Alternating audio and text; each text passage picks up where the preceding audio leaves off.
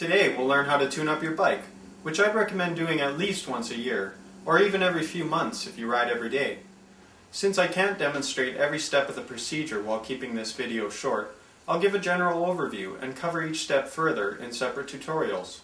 If you're watching this video on BicycleTutor.com, you'll notice below the video that I've written out all of the steps and included links to related tutorials. I'll be adding new links as new videos are uploaded. Depending on how much work is needed, you'll need several tools for this job. Most importantly, you'll need dish soap, water, and some rags, chain oil, and a light lubricant like Tri-Flow, an air pump and a tire pressure gauge, a set of metric Allen wrenches from 4mm to 8mm, a set of metric open-end wrenches from 8mm to 17mm, two 13mm and two 15mm cone wrenches for adjusting hubs, a set of appropriate sized headset wrenches, a spoke wrench for wheel truing, a chain wear indicator, and a repair stand or some rope to hang your bike from the ceiling. First, disconnect your brakes and remove both wheels. This makes it easier to clean the bike frame and tune up the wheels. Clean between all of the sprockets of your freewheel or cassette using a rag or a proper cleaning tool. Using a dry rag, wipe down the hubs, spokes, and rims on both wheels. If they are difficult to clean, dip your rag in some mild soapy water and try again. Never use harsh cleaners or a water hose to clean your bike. Check both hub adjustments to make sure they aren't loose and that they spin freely.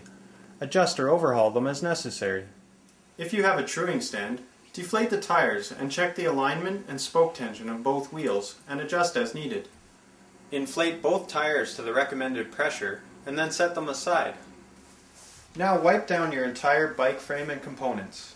I usually start at the handlebar and work my way to the rear derailleur in order to keep my rag clean as long as possible. Again, you can dampen your rag with soapy water if needed to loosen up any tough grime. Once clean, it's a good idea to carefully inspect the entire surface of your frame for any hairline cracks or damage.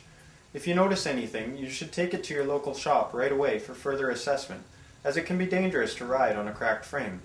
Inspect all of your components as well, paying particular attention to the brake and shift cables. If they are frayed or have damaged housings, now is the time to replace them. Now apply a few drops of some light lubricant to the inside of your cable housings and all of the pivot points on your brake and shift components. Avoid getting any oil on your brake pads and wipe off any excess so that it doesn't collect dirt.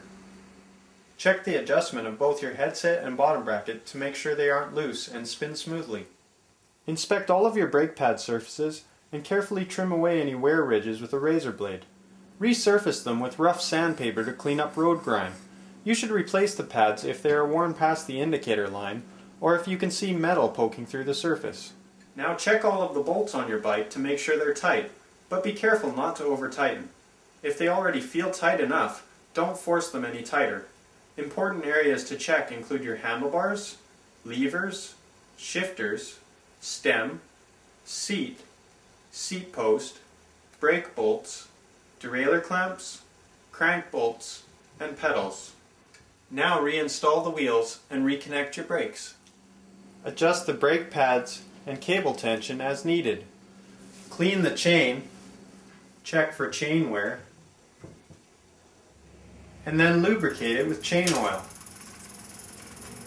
Then adjust the rear derailleur first and the front derailleur second.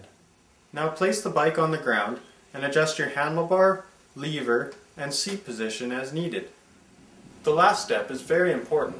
Take your bike on a thorough test ride and run through all of the gears and test your brakes. Most of the time you'll have to make some minor adjustments before you're fully ready to ride.